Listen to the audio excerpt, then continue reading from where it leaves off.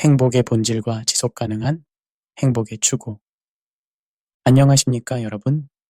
오늘 우리는 인류의 영원한 질문 중 하나를 탐구해 보려 합니다. 행복이란 무엇이며 어떻게 지속적인 행복을 얻을 수 있는가? 이 질문은 단순해 보이지만 수천 년 동안 철학자들, 심리학자들, 그리고 평범한 사람들 모두가 고민해 온 난제입니다. 아이러니하게도 현대사회는 우리에게 그 어느 때보다 많은 물질적 풍요와 편의를 제공하고 있지만 행복의 수준은 비례하여 증가하지 않았습니다. 오히려 우울증, 불안, 그리고 공허함이 현대인의 정신 상태를 대표하는 키워드가 되었습니다. 인스타그램에서 완벽한 삶을 자랑하는 사람들의 미소 뒤에 숨겨진 공허함을 우리는 종종 목격합니다. 겉으로는 행복해 보이는 셀럽들이 약물 중독과 자살로 생을 마감하는 뉴스를 접할 때마다 우리는 행복의 진정한 의미에 대해 다시 생각하게 됩니다. 이 강연에서는 행복의 본질적 의미를 심도 있게 탐구하고 과학적 증거와 철학적 사유를 바탕으로 지속 가능한 행복을 추구하는 방법을 제시하고자 합니다. 그리고 마지막에는 성경의 지혜가 어떻게 이 모든 현대적 연구와 맞닿아 있는지도 살펴볼 것입니다. 행복의 정의와 개념적 분석. 행복이란 무엇일까요? 이 질문에 대한 답변은 문화, 시대, 개인에 따라 매우 다양합니다. 고대 그리스 철학자 아리스토텔레스는 행복을 덕행의 실천을 통한 영혼의 활동이라고 정의했습니다. 반면 공리주의 철학자 제레미 벤담은 행복을 쾌락의 극대화와 고통의 최소화로 보았습니다. 현대 심리학에서는 행복을 크게 두 가지로 구분합니다. 쾌락적 행복과 심리적 웰빙입니다. 쾌락적 행복은 순간적인 즐거움과 감각적 만족에 기반합니다. 맛있는 음식을 먹을 때, 여행을 가서 아름다운 풍경을 볼 때, 승진이나 인정을 받을 때 느끼는 기쁨이 이에 해당합니다. 이런 종류의 행복은 즉각적이고 강렬하지만 지속 시간이 짧다는 특징이 있습니다. 심리학자들은 이를 쾌락의 적응 또는 쾌락의 트레드밀이라고 부릅니다. 우리는 좋은 일이 생기면 잠시 행복감을 느끼지만 곧 그 상태에 적응하여 다시 기본적인 행복 수준으로 돌아가는 경향이 있습니다. 우리가 꿈꾸던 집을 장만했을 때를 생각해 보세요. 처음에는 넓은 공간과 새 집의 향기에 행복감을 느끼지만 몇 개월이 지나면 그것은 그저 일상이 되어버립니다. 새 차, 새 옷, 새 전자기기도 마찬가지입니다. 처음에는 흥분되지만 곧 그 효과는 사라집니다. 그렇게 우리는 다음 행복을 찾아 끊임없이 달리게 됩니다. 마치 햄스터 휠 위에서 뛰는 것처럼요. 반면 심리적 웰빙은 내면의 성장, 의미 있는 목표 추구, 타인과의 깊은 관계를 통해 얻는 만족감을 의미합니다. 이는 단순한 쾌락보다 더 지속적이고 깊은 행복감을 제공합니다. 어려운 과제를 성취했을 때, 다른 사람을 진심으로 도왔을 때, 자신의 능력을 발전시켰을 때 느끼는 행복이 여기에 해당합니다. 심리학자 마틴 셀리그만은 진정한 행복을 이루는 세 가지 요소로 즐거운 삶, 적극적인 삶, 의미 있는 삶을 제시했습니다. 즐거운 삶은 쾌락적 행복에 가깝고 적극적인 삶은 자신의 강점을 활용하여 몰입하는 경험을, 의미 있는 삶은 자신보다 큰 무언가에 기여하는 삶을 의미합니다. 여기서 흥미로운 점은 셀리그만의 연구에 따르면 즐거운 삶보다 적극적인 삶과 의미 있는 삶이 더 지속적인 행복을 가져온다는 것입니다.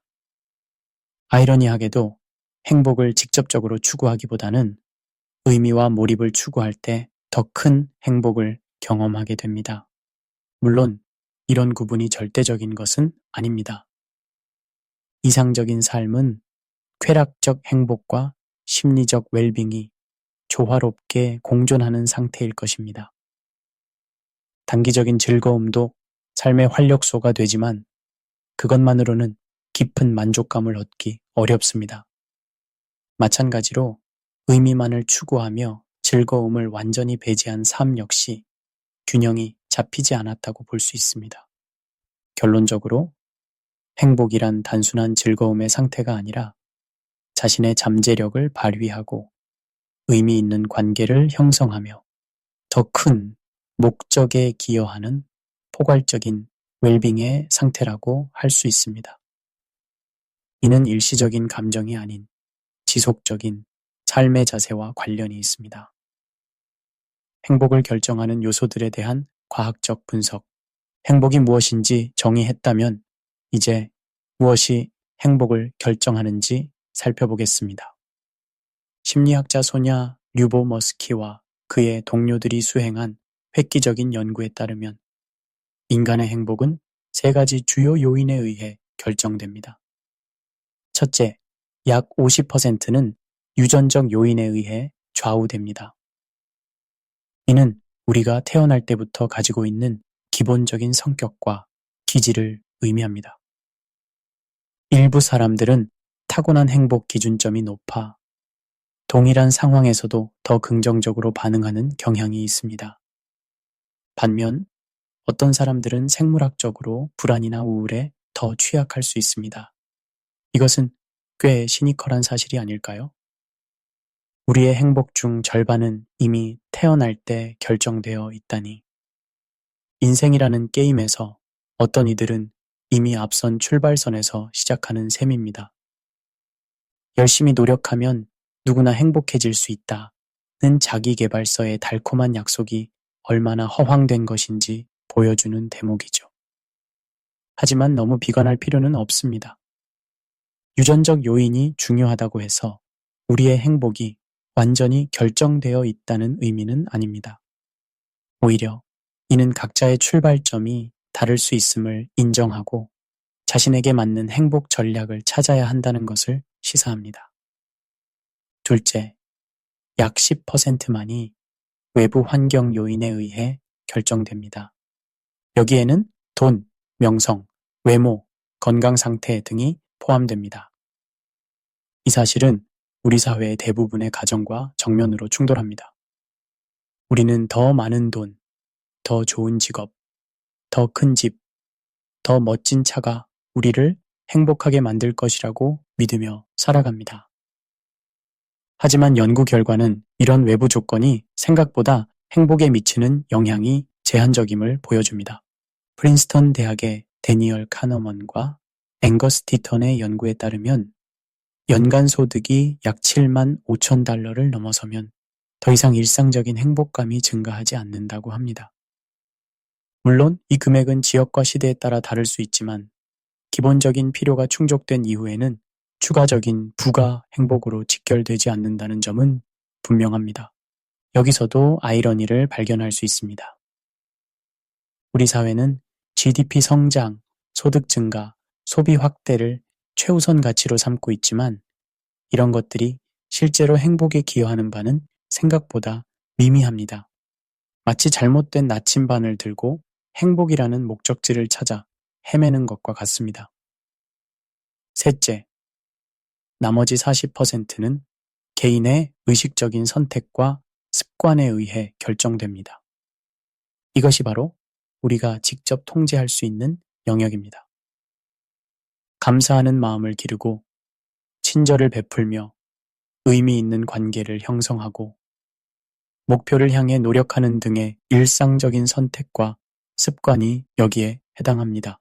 이 40%라는 숫자는 우리에게 희망을 줍니다. 비록 모든 것을 통제할 수는 없지만 우리는 자신의 행복에 상당한 영향력을 행사할 수 있습니다. 똑같은 유전자와 환경을 가진 사람들 사이에서도 행복의 수준이 크게 다를 수 있는 이유가 바로 이 40%에 있습니다. 이런 연구 결과는 행복을 추구하는 우리의 전략에 중요한 시사점을 제공합니다. 우리는 흔히 외부 조건을 바꾸는데 지나치게 많은 시간과 에너지를 투자합니다.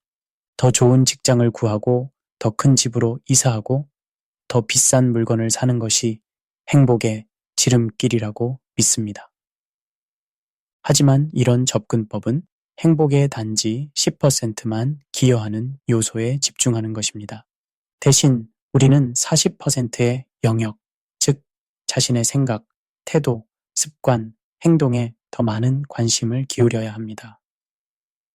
이것이 바로 지속 가능한 행복을 얻기 위한 가장 효과적인 전략입니다. 물론 이런 사실이 물질적 조건이 전혀 중요하지 않다는 것을 의미하지는 않습니다. 기본적인 필요가 충족되지 않은 상태에서는 행복을 논하기 어렵습니다. 극심한 빈곤, 불안정한 주거 환경, 만성적인 질병 등은 분명히 행복을 저해하는 요소입니다. 하지만 일단 기본적인 안전과 안정이 확보되면 그 이상의 물질적 풍요는 생각보다 행복에 큰 영향을 미치지 않습니다. 지속적인 행복을 위한 과학적 방법론. 이제 우리가 통제할 수 있는 40%의 영역에서 어떻게 행복을 증진시킬 수 있는지 구체적인 방법을 살펴보겠습니다. 이 방법들은 단순한 자기계발서의 조언이 아니라 엄격한 과학적 연구를 통해 검증된 전략들입니다. 1. 감사하는 습관 기르기. 긍정심리학의 선구자인 로버트 에먼스의 연구에 따르면 정기적으로 감사일기를 쓰는 사람들은 그렇지 않은 사람들에 비해 행복감이 25% 증가했으며 운동을 더 많이 하고 병원 방문 횟수도 적었다고 합니다. 감사의 효과는 단순한 긍정적 사고를 넘어섭니다.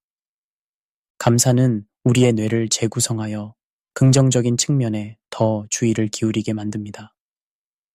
항상 부족한 것, 잘못된 것, 원하는 것에 초점을 맞추는 대신 이미 가지고 있는 것, 잘 되고 있는 것, 감사할 만한 것에 주목하게 되는 것입니다.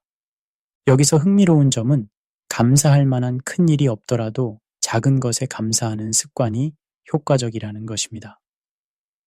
맑은 날씨, 따뜻한 커피 한 잔, 친구의 미소, 책 읽을 시간이 있다는 것 등 일상의 소소한 축복에 주목하는 것만으로도 행복감이 증가합니다. 이런 연구 결과를 토대로 다음과 같은 실천 방법을 제안합니다. 매일 저녁, 그날 감사한 일 3가지를 구체적으로 적어보세요. 단순히 가족이라고 쓰는 것보다 오늘 아침 아내가 준비해준 맛있는 아침, 식사처럼 구체적일수록 효과가 큽니다. 이 습관을 3주 정도 지속하면 점차 일상에서 감사할 거리를 자연스럽게 발견하게 될 것입니다. 그러나 여기서도 시니컬한 관점이 필요합니다. 감사 일기가 현실 도피의 수단이 되어서는 안 됩니다. 진정한 문제와 부당함이 존재할 때 이를 무시하고 그래도 감사해야지 라는 태도는 오히려 해롭습니다.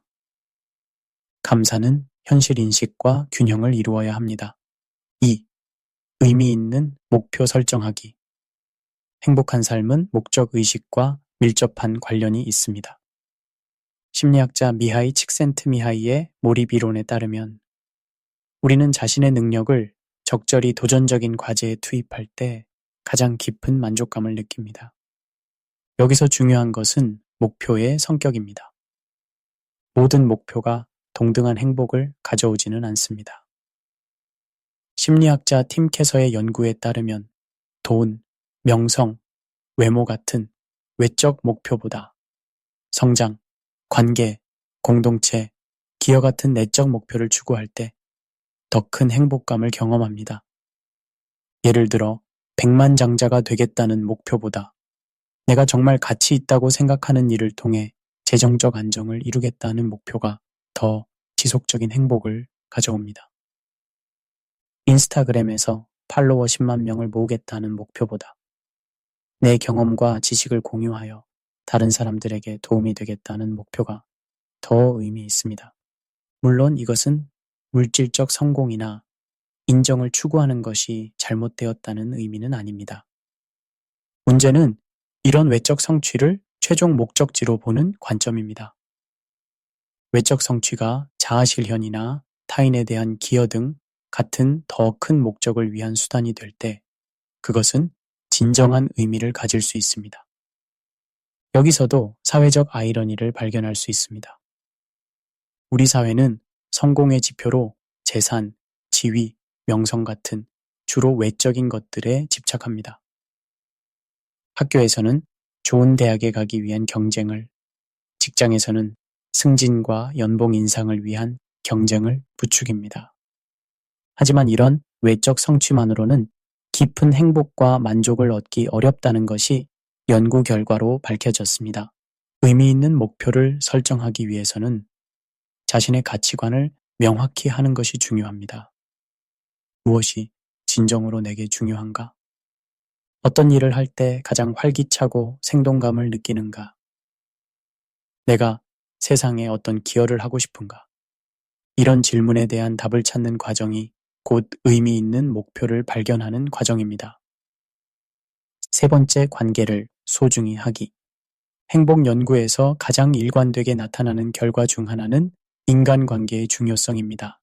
하버드 대학의 행복 연구는 75년 이상 지속된 세계에서 가장 긴 종단 연구입니다.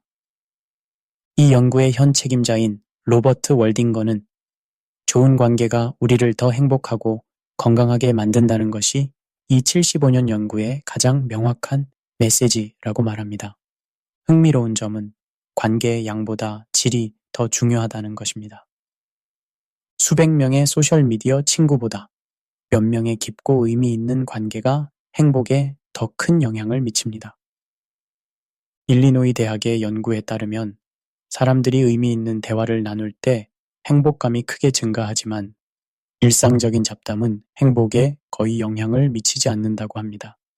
여기서도 현대사회의 모순을 발견할 수 있습니다. 우리는 그 어느 때보다 연결된 세상에 살고 있지만 동시에 외로움과 소외감은 전염병처럼 확산되고 있습니다. 소셜미디어를 통해 수백, 수천 명과 연결되어 있지만 정작 깊은 대화와 진정한 유대는 줄어들고 있는 것입니다. 관계를 소중히 하기 위해서는 의식적인 노력이 필요합니다. 바쁜 일상 속에서도 가족과의 식사 시간을 확보하고 친구와 깊은 대화를 나누며 공동체 활동에 참여하는 것이 중요합니다. 특히 디지털 기기를 잠시 내려놓고 온전히 상대방에게 집중하는 디지털 디톡스 시간을 갖는 것이 효과적입니다. 인간관계는 단순히 행복의 요소가 아니라 행복의 본질적 구성 요소입니다. 우리는 관계 속에서 자신의 정체성을 형성하고 의미를 발견하며 소속감을 경험합니다. 따라서 관계에 투자하는 것은 행복에 직접 투자하는 것과 다름없습니다. 네, 현재를 즐기기. 우리의 마음은 종종 과거의 후회나 미래의 걱정에 사로잡혀 있습니다. 하버드 대학의 매트 킬링워스와 데니얼 길버트의 연구에 따르면 사람들은 깨어있는 시간의 약 47%를 현재 하고 있는 일과 무관한 생각을 하는데 보낸다고 합니다. 그리고 이런 마음 방황은 불행감과 강한 상관관계가 있었습니다. 마인드풀니스는 이런 문제에 대한 해결책으로 현재 순간에 온전히 주의를 기울이는 기술입니다. 수십 년간의 연구 결과 마인드풀니스 명상은 스트레스 감소, 불안 완화, 우울증 예방, 면역 기능 강화 등 다양한 효과가 있는 것으로 밝혀졌습니다. 실용적인 차원에서 하루에 10에서 15분 정도의 명상 시간을 확보하는 것이 좋습니다. 숨소리에 집중하거나 신체 감각을 관찰하거나 주변 소리에 귀 기울이는 등의 간단한 명상으로 시작할 수 있습니다. 또한 걷기, 식사, 샤워 등 일상 활동을 할 때도 의식적으로 현재에 집중하는 연습을 할 수 있습니다. 명상이 종교적 또는 신비주의적 행위라고 오해하는 사람들이 많지만 현대 과학은 명상의 효과를 신경학적, 생리학적으로 입증하고 있습니다. 정기적인 명상은 뇌의 구조와 기능에 긍정적인 변화를 가져오며 스트레스 호르몬인 코르티솔 수치를 낮추고 면역 체계를 강화시킵니다. 여기서도 현대 사회의 아이러니를 발견할 수 있습니다. 우리는 그 어느 때보다 많은 시간 절약 기술을 가지고 있지만 정작 시간에 쫓기는 삶을 살고 있습니다. 항상 무언가를 더 빨리, 더 효율적으로 하려고 노력하지만 정작 현재 순간을 온전히 경험하고 즐기는 능력은 약화되고 있습니다. 명상의 본질은 단순히 마음을 비우는 것이 아니라 현재에 온전히 머무르는 것입니다. 이는 삶의 모든 순간을 더 깊이, 더 충만하게 경험할 수 있게 해줍니다. 행복은 미래의 목표 달성이나 과거의 좋은 기억에만 있는 것이 아니라 현재 순간을 온전히 경험하는 능력과도 밀접한 관련이 있습니다. 5. 건강한 몸과 마음 유지. 마음과 몸은 밀접하게 연결되어 있습니다. 신체적 건강은 정신적 웰빙에 직접적인 영향을 미치며 그 반대도 마찬가지입니다. 정기적인 운동은 단순히 체중 관리나 근력 강화를 위한 것이 아니라 행복을 위한 필수 요소입니다. 운동은 강력한 항구울제 역할을 합니다. 운동 중에 분비되는 엔도르핀, 세로토닌, 도파민 등의 신경 전달 물질은 기분을 향상시키고 스트레스를 감소시킵니다. 듀크 대학의 연구에 따르면 중등도의 유산소 운동은 항구울제만큼 우울증 증상을 감소시키는 효과가 있다고 합니다. 더욱 흥미로운 것은 운동의 효과가 장기적으로 지속된다는 점입니다. 하버드 의대의 연구에 따르면 정기적인 운동은 우울증 재발 위험을 최대 50%까지 낮출 수 있다고 합니다. 이는 대부분의 약물 치료보다 더 효과적인 결과입니다. 하지만 여기서 시니컬한 관점을 제시하자면 우리 사회는 운동을 주로 미용적, 심미적 목적으로 강조하는 경향이 있습니다. 완벽한 몸매를 위한 운동은 오히려 자존감을 낮추고 불안을 증가시킬 수 있습니다. 진정한 행복을 위한 운동은 외모보다는 건강과 활력, 즐거움에 초점을 맞춰야 합니다. 또한 균형 잡힌 식습관도 행복에 중요한 영향을 미칩니다. 뇌는 신체 무게의 2% 정도에 불과하지만 에너지의 20에서 25%를 소비합니다. 따라서 뇌 기능을 최적화하려면 적절한 영양 공급이 필수적입니다. 특히 오메가3, 항산화제, 비타민 B군, 마그네슘 등은 뇌 건강과 기분 조절에 중요한 역할을 합니다. 올리브 오일, 생선, 견과류, 과일, 그리고 채소가 풍부한 지중해식 식단은 우울증 위험을 최대 30%까지 낮출 수 있다는 연구 결과가 있습니다. 마지막으로 충분한 수면은 행복을 위한 필수 요소입니다. 수면 부족은 기분 장애, 인지 기능 저하, 면역 기능 약화 등 다양한 문제를 일으킵니다. 버클리 대학의 연구에 따르면 수면 부족은 불안과 부정적 감정을 증가시키는 반면 긍정적 감정을 감소시킨다고 합니다. 현대 사회는 수면을 낭비되는 시간으로 여기는 경향이 있습니다. I'll sleep when I'm dead 라는 말처럼 수면을 생산성의 방해물로 보는 문화가 팽배해 있습니다. 하지만 이는 심각한 오해입니다. 충분한 수면은 창의성, 문제 해결 능력, 감정 조절 등 다양한 측면에서 우리의 기능을 최적화하는 데 필수적입니다. 건강한 몸과 마음을 유지하기 위한 실천 방법으로는 다음과 같은 것들이 있습니다. 첫째, 주 3에서 5회 30분 이상의 중등도 운동. 둘째, 과일, 채소, 전곡, 견과류, 건강한 지방이 풍부한 식단. 셋째, 7에서 8시간의 양질의 수면. 넷째, 정기적인 휴식과 스트레스 관리. 다섯째, 과도한 알코올, 카페인, 설탕 섭취 제한. 이러한 습관들이 단기적으로는 번거롭고 어렵게 느껴질 수 있지만 장기적으로는 행복과 웰빙에 큰 투자가 됩니다.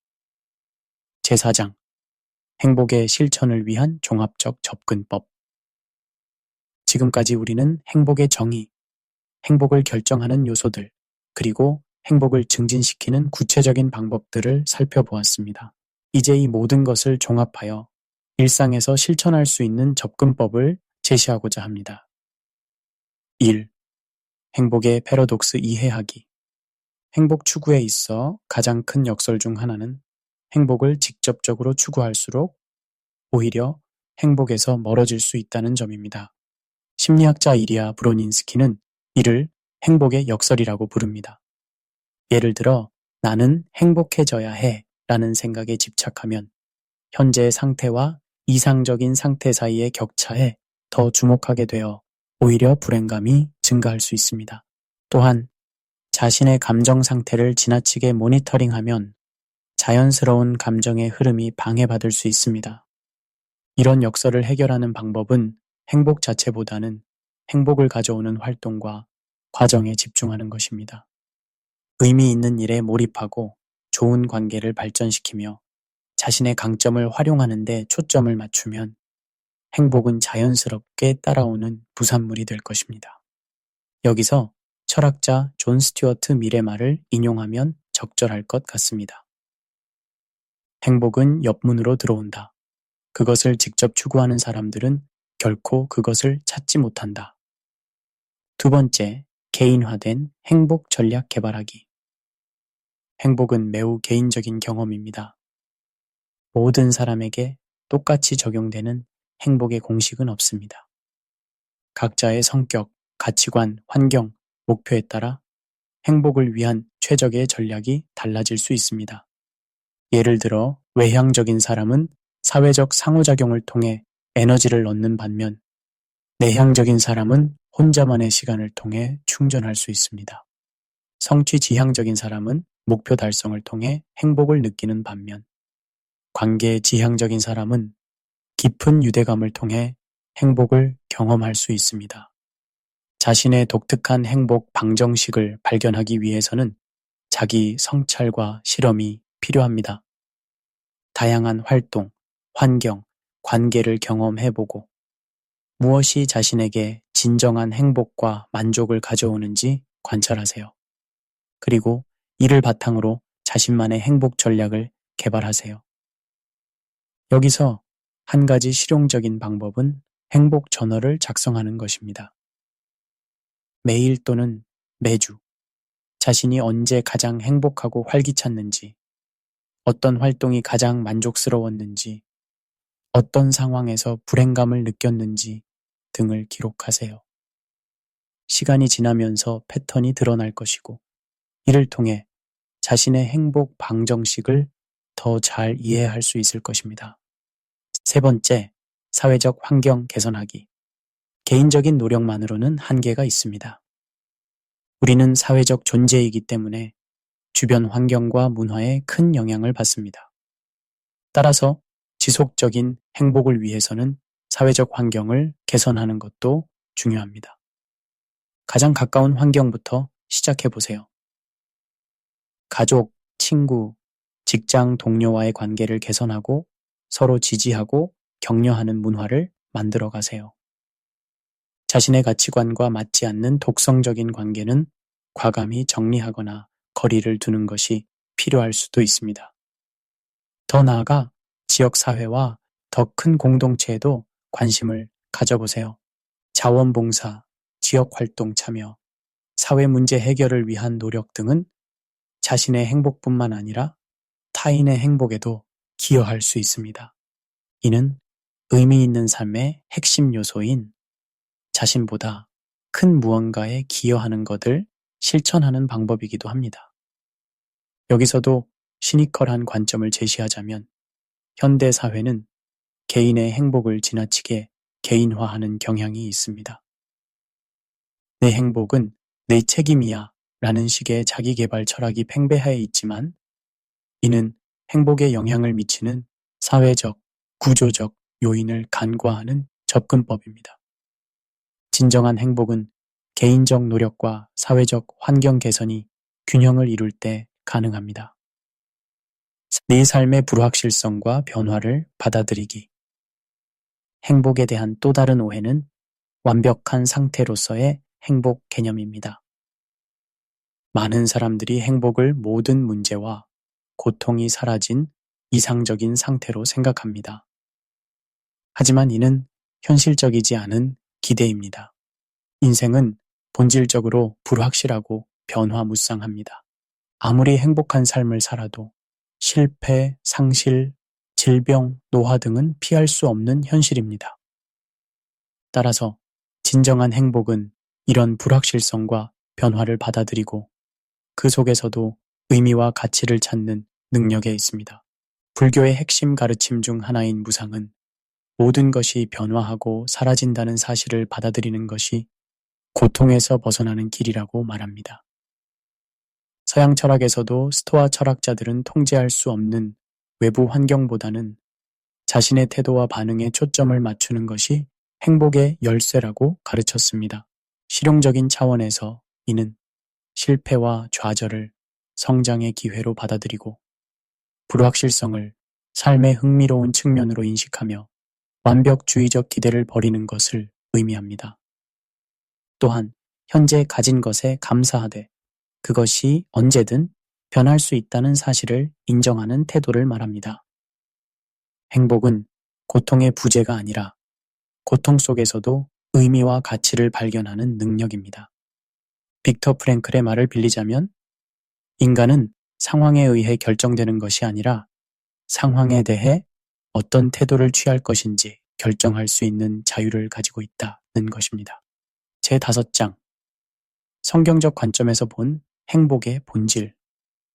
지금까지 우리는 현대 심리학과 과학적 연구를 바탕으로 행복의 본질과 추구 방법에 대해 살펴보았습니다. 흥미롭게도 수천 년 전에 기록된 성경의 가르침은 이러한 현대적 발견들과 놀라운 일치점을 보여줍니다. 1. 감사와 기쁨의 중요성. 성경은 반복적으로 감사와 기쁨의 중요성을 강조합니다. 데살로니가전서 5장 16절에서 18절에서는 항상 기뻐하라. 쉬지 말고 기도하라. 범사에 감사하라. 이것이 그리스도 예수 안에서 너희를 향하신 하나님의 뜻이니라고 말합니다. 현대 심리학이 발견한 감사의 힘은 이미 성경에서 중요한 영적 원리로 가르쳐 왔습니다. 감사는 단순한 예의가 아니라 우리의 시각을 변화시키고 마음을 치유하는 강력한 도구입니다.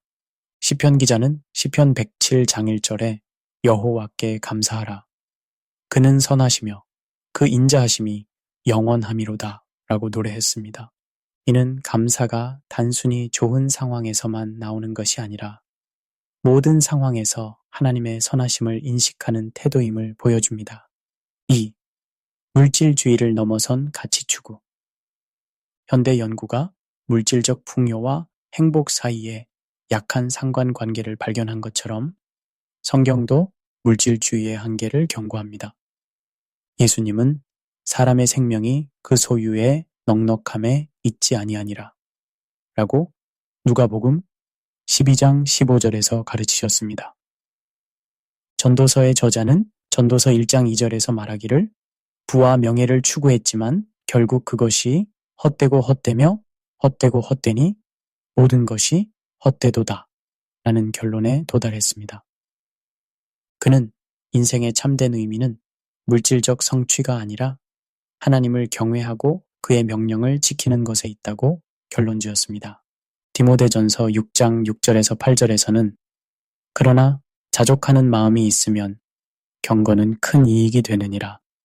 우리가 세상에 아무것도 가지고 온 것이 없음에 또한 아무것도 가지고 가지 못하리니 우리가 먹을 것과 입을 것이 있은즉 족한 줄로 알 것이니라 고 말합니다. 이는 현대 심리학이 발견한 적응 수준 이론과 일맥상통합니다. 세 번째 관계의 중요성. 현대 연구가 인간관계의 중요성을 강조하는 것처럼 성경도 공동체와 관계의 가치를 강조합니다. 창세기에서부터 하나님은 사람이 혼자 사는 것이 좋지 아니하니 라고 창세기 2장 18절에 말씀하셨습니다.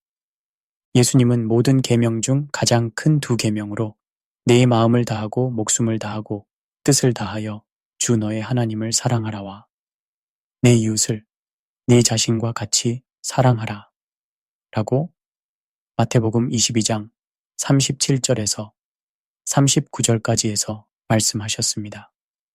이는 하나님과의 수직적 관계와 이웃과의 수평적 관계가 모두 행복하고 의미 있는 삶의 핵심임을 보여줍니다.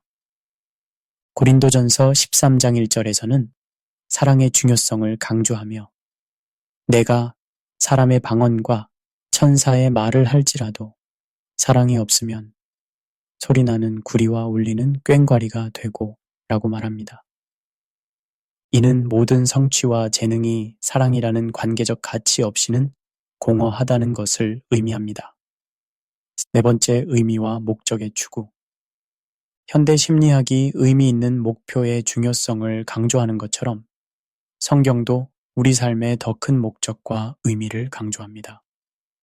미가서 6장 8절에서는 사람아 주께서 선한 것이 무엇임을 내게 보이셨나니 여호와께서 네게 구하시는 것은 오직 정의를 행하며 인자를 사랑하며 겸손하게 네 하나님과 함께 행하는 것이 아니냐라고 말합니다. 예레미야 29장 11절에서는 너희를 향한 나의 생각을 내가 아나니 평안이요 재앙이 아니니라 너희에게 미래와 희망을 주려는 것이니라 라고 말씀하십니다. 이는 우리 삶이 무작위적인 사건들의 연속이 아니라 하나님의 계획과 목적 안에 있음을 보여줍니다. 사도 바울은 로마서 8장 28절에서 우리가 알거니와 하나님을 사랑하는 자, 곧 그의 뜻대로 부르심을 입은 자들에게는 모든 것이 합력하여 선을 이루느니라 고 말합니다. 이는 어려움과 고난까지도 더 큰 목적과 의미를 위해 작용할 수 있다는 믿음을 보여줍니다. 다섯 번째, 현재에 집중하기. 현대 심리학이 마인드풀니스와 현재 순간의 중요성을 강조하는 것처럼 성경도 현재에 집중하는 지혜를 가르칩니다. 예수님은 산상수훈에서 그러므로 내일 일을 위하여 염려하지 말라. 내일 일은 내일이 염려할 것이요. 한날의 괴로움은 그날로 족하니라. 라고 마태복음 6장 34절에서 가르치셨습니다. 더 나아가 예수님은 우리에게 들의 백합화와 공중의 새를 보라고 권하시며 하나님의 돌보심을 신뢰하고 현재에 집중할 것을 가르치셨습니다.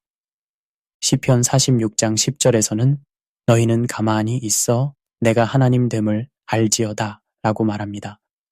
이는 현대적 의미의 마인드풀니스와 유사한 개념으로 멈추어 현재 순간에 하나님의 임재를 경험하는 것의 중요성을 강조합니다. 결론, 행복의 통합적 접근. 지금까지 우리는 행복의 본질과 지속 가능한 행복을 추구하는 방법에 대해 현대 심리학과 성경적 관점을 통해 살펴보았습니다.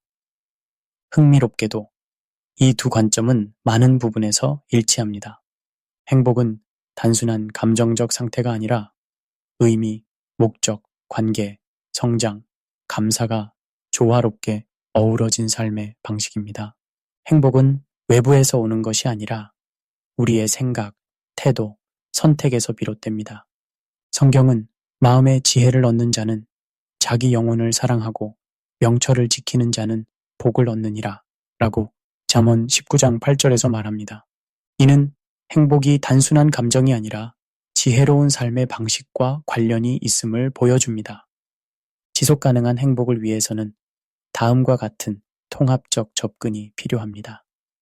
첫째, 감사하는 마음 기르기. 매일 하나님의 축복과 삶의 선물들에 감사하는 습관을 기르세요. 둘째, 의미 있는 목표 추구하기. 하나님의 뜻과 계획 안에서 자신의 독특한 재능과 열정을 발견하고 발전시키세요. 셋째, 관계에 투자하기. 하나님과의 관계, 가족, 친구, 공동체와의 관계를 소중히 여기고 발전시키세요. 넷째, 현재에 집중하기. 과거의 후회나 미래의 걱정이 아닌 현재 순간에 하나님의 임재를 경험하세요. 다섯째, 몸과 마음을 돌보기. 우리의 몸은 성령의 전임으로 건강한 생활 습관을 통해 몸과 마음을 돌보세요. 시편 37장 4절에서는 여호와를 기뻐하라. 그가 네 마음의 소원을 내게 이루어 주시리로다 라고 말합니다. 이는 진정한 행복이 하나님을 기쁘게 하는 것에서 비롯된다는 것을 보여줍니다. 무엇보다 성경은 우리에게 완벽한 행복의 모델을 예수 그리스도를 통해 보여줍니다. 예수님은 물질적 풍요나 세상적 성공이 아닌 하나님 아버지와의 깊은 관계, 제자들과의 진정한 교제, 자신의 사명에 대한 헌신을 통해 충만한 삶을 사셨습니다. 결국 행복에 대한 모든 질문의 답은 성경에 있습니다. 현대 심리학이 최근에 발견한 많은 원리들이 이미 수천 년 전 성경에 기록되어 있다는 사실은 놀랍지 않습니다. 하나님은 우리를 창조하신 분이시기에 우리가 어떻게 살 때 가장 행복하고 충만할 수 있는지를 가장 잘 아시기 때문입니다. 오늘 여러분이 행복의 본질과 지속 가능한 행복을 추구하는 방법에 대해 배운 것들이 단순한 지식에 그치지 않고 실제 삶의 변화로 이어지기를 바랍니다. 행복은 목적지가 아니라 여정입니다. 그리고 그 여정에서 우리는 하나님의 사랑과 지혜를 발견하게 됩니다. 끝까지 들어주셔서 진심으로 감사드립니다. 이 오디오북이 여러분의 삶에 작은 도움이 되었기를 바랍니다. 더 많은 영적 주제와 삶의 지혜에 관한 콘텐츠를 원하신다면 저희 유튜브 채널을 구독해 주세요. 다음 주제에서 다시 만나 뵙겠습니다. 여러분의 삶에 하나님의 평안과 기쁨이 충만하기를 기도합니다.